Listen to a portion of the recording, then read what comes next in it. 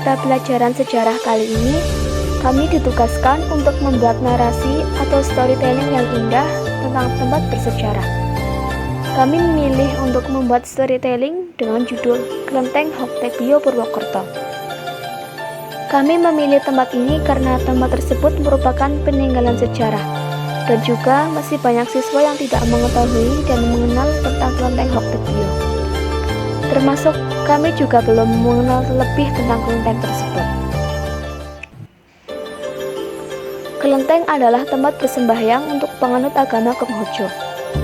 Kelenteng Hoktepio ini terletak di Jalan Pemotongan nomor 3, Kelurahan Purwokerto Utara, Kecamatan Purwokerto Timur, Kabupaten Banyumas, atau lebih tepatnya di belakang Pasar Wage Purwokerto.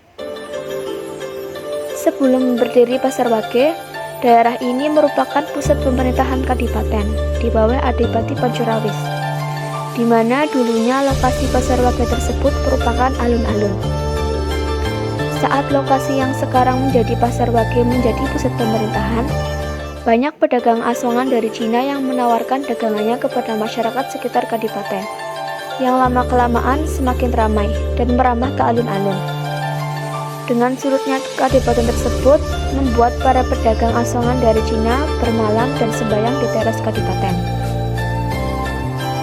Alun-alun yang sudah terlanjur menjadi ramai oleh pedagang Cina, oleh gubernur ditetapkan menjadi pasar yang diberi nama Pasar Wage. Sedangkan pusat pemerintahan yang berpindah ke alun-alun Purwokerto sekarang, yang memang dibuat oleh pemerintah Hindia Belanda, agak menjauh dari pusat pemerintahan Kadipaten Pancurawis, serta juga karena ibu kota Kabupaten Aji Barang dan Banyumas yang pindah ke Purwokerto. Kelenteng Hoktepio berdiri sekitar tahun 1831 oleh pedagang Cina yang sering bermalam di teras tersebut, yang dipimpin oleh Ou Yuan. Saat pertama kali digunakan sebagai kelenteng, bangunan ini hanyalah bangunan biasa yang menyerupai joglo. Setelah 2 kali direnovasi, yaitu pada tahun 1879 dan 1987, bentuknya khas menjadi seperti sekarang. Baik atap ataupun ornamen dinding sudah menyerupai gaya Cina.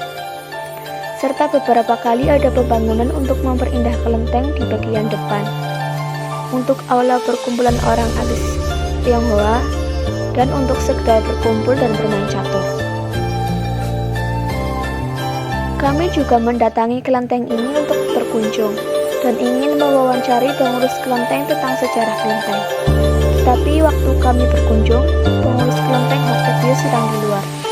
Akhirnya kami hanya mengambil beberapa foto di tempat ini dengan meminta izin kepada orang yang sedang berjaga. Kemudian kami mewawancarai salah satu pengunjung yang datang untuk bersembahyang di kelenteng. Tetapi pengunjung yang kami wawancarai tidak begitu banyak mengetahui tentang pertanyaan yang kami berikan, seperti siapa dan kapan berdirinya kelenteng. Pengunjung tersebut menjelaskan kepada kami tentang kondisi kelenteng sekarang, namun saat mewawancarai kami tidak sempat memvideokan.